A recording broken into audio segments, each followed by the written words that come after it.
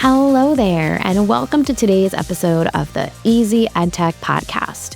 My name is Monica Burns, and I am so glad that you're here to join me today. If you want to make the most of education technology, aka EdTech, well, you are in the right place. My goal has always been to help make EdTech easier and give you ideas you can try yourself, share with a colleague, or bookmark for later in the school year. Every Tuesday here on the Easy EdTech Podcast, you'll hear stories from my time in the classroom, the work I do now with schools and districts, and my travels to different EdTech events. Get ready for solo episodes where I share some quick tips and stories, and interviews full of practical ideas and stories from new guests each month. If we mention something you'd like to check out, make sure to click the link. You'll find it in the episode description or the summary area where you're listening to this podcast, or you can find every episode and all of the resources we mention by going to classtechtips.com/podcast, or by going to classtechtips.com and just clicking on the Easy EdTech Podcast button at the top of the page. This episode is sponsored by my new ASCD deck of cards, Purposeful EdTech Tips. It's part of the Quick Wins series and packed with 50 fast, effective ideas for planning, teaching, and reflection. You'll find AI prompts, student activities, teacher tips, and strategies for checking for understanding, all designed to help you use EdTech with purpose. Whether you're planning your next unit or looking for a quick idea before class starts, these cards are full of inspiration and super easy to use. Head to classtechtips.com/cards to grab your deck today. That's classtechtips.com/cards to check it out. This week's episode is titled Behind the Screen Lessons from Hosting AI Webinars for Teachers. And I'm excited for today's episode. This is a topic that is often front of mind. Just this morning, on the day that I'm recording this for you, I hosted a webinar on personalizing assessment with AI. So definitely a timely topic this fall. Now, for more than a decade, I've led in-person and virtual professional learning for educators around technology integration, all with the hopes of making EdTech or education technology a little bit easier for teachers. That's where the name of this podcast even comes from, the Easy EdTech Podcast. And in the past, this professional learning really focused on ways to use digital tools to promote creativity, check for understanding, and curate or handpick high-interest digital resources to share with students. And as I'm sure you've already experienced in your own work, the past few years have been particularly interesting and fast-moving as it relates to EdTech and the use of classroom technology. With artificial intelligence, or AI, on the scene, the types of tools at teachers' fingertips have increased and evolved at what, at least for me, feels like a pretty rapid pace. And whether it's in the form of chatbots like ChatGPT or Gemini, or AI-powered tools for educators, you might have your own favorites. There are lots of options to leverage generative AI for instructional planning. And of course, you might be preparing students to use AI tools too.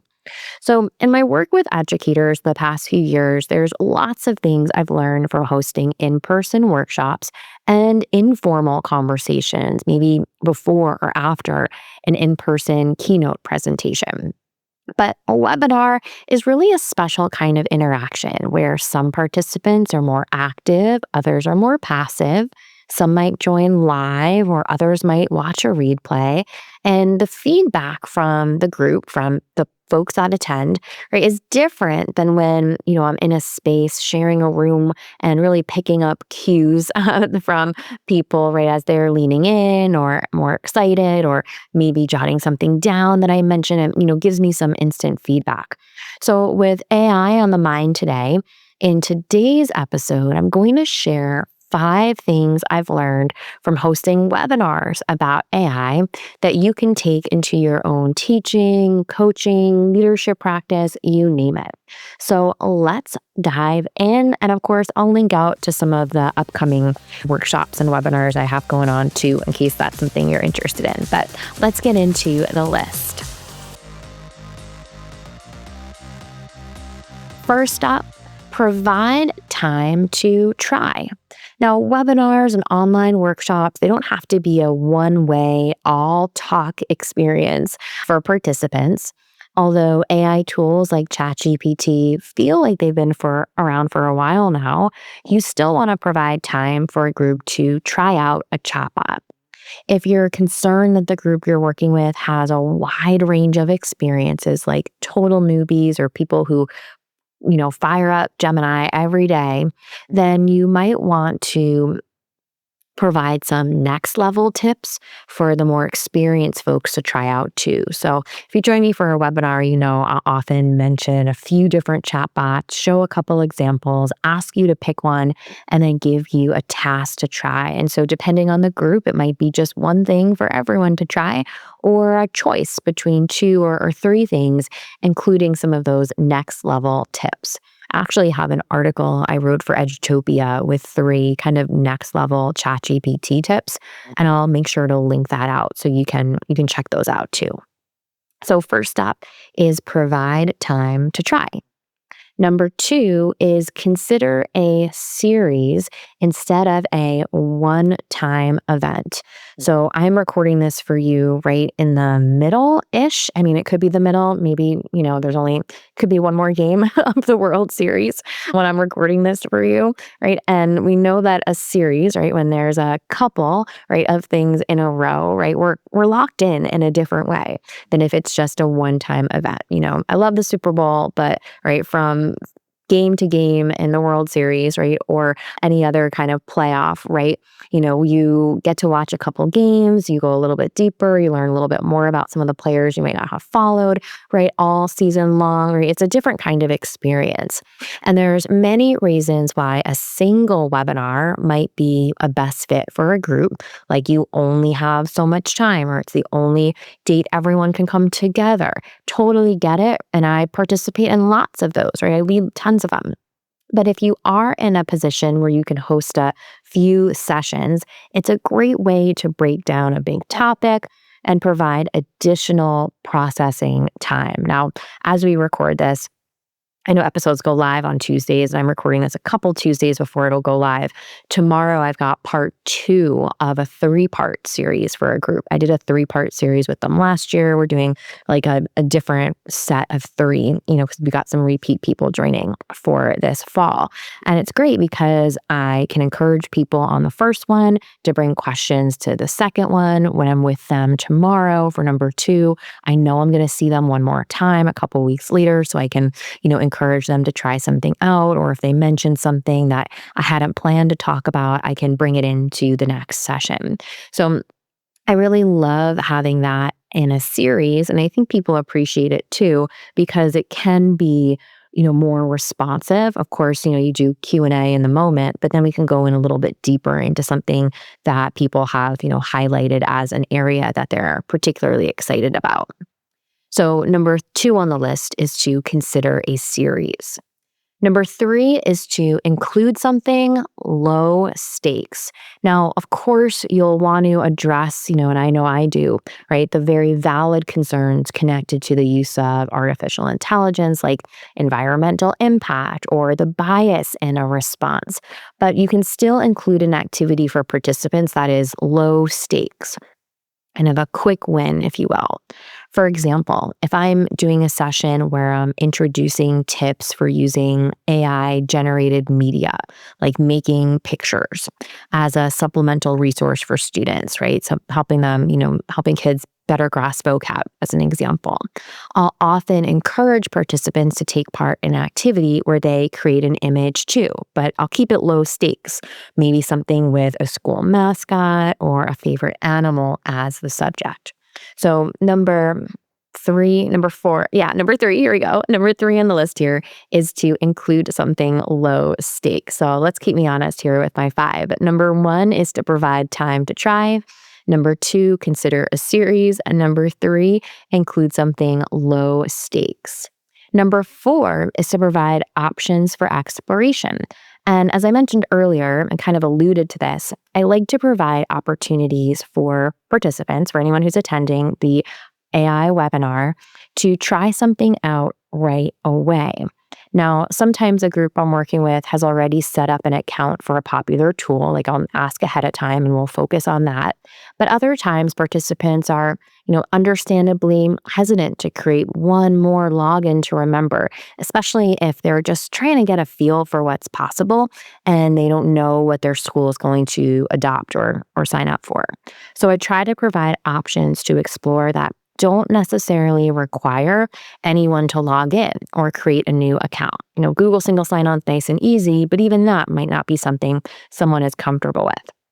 So 2 AI-powered tools that fall into that don't have to sign in, but you can still try category are Duck AI, duck like quack quack, Duck AI, and Padlet TA.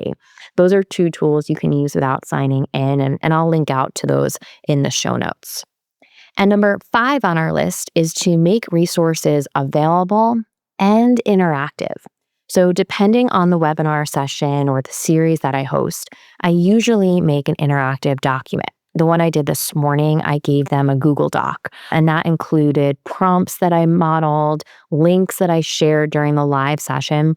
And because it's a Google Doc, it makes it easy for someone to make a copy or to download as a PDF if they're not a Googly person, and then they can add their own favorites or their own takeaways. So usually I share this resource with the group at the end of the session so I can add in anything last minute, like if someone asked a question and I mentioned a resource I didn't think would come up, I like to be able to easily pop it in to that, document, as opposed to having like something static that is like set in or feels set in stone.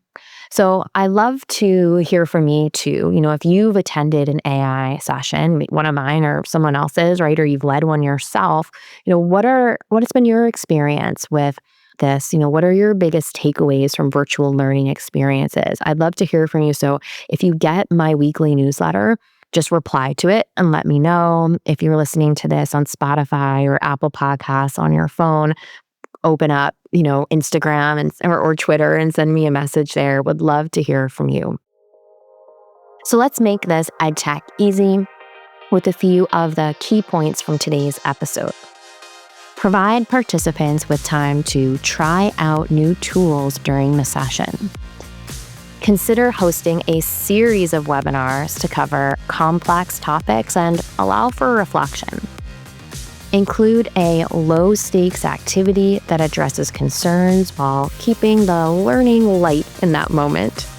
Offer exploration options that don't require new accounts or logins, and give a link to extra resources to explore. Remember, you can find the show notes and full list of resources from today's episode by heading to easyedtechpodcast.com and finding today's episode, number 346. This episode is sponsored by my new ASCD deck of cards, Purposeful EdTech Tips. It's part of the Quick Wins series and packed with 50 fast, effective ideas for planning, teaching, and reflection. You'll find AI prompts, student activities, teacher tips, and strategies for checking for understanding, all designed to help you use EdTech with purpose. Whether you're planning your next unit or looking for a quick idea before class starts, these cards are full of inspiration and super easy to use. Head to classtechtips.com/cards to grab your deck today. That's classtechtips.com/cards to check it out. Thank you for listening to this new episode of the Easy EdTech Podcast.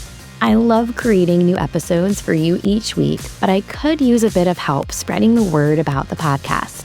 Can you leave a rating or review on your favorite podcast app? Spotify will let you tap on the stars, and Apple Podcasts will let you tap on the stars and leave a 1 or 2 sentence review. Thank you so much for taking this extra step. It helps other educators find episodes like this one when they're searching for EdTech tips.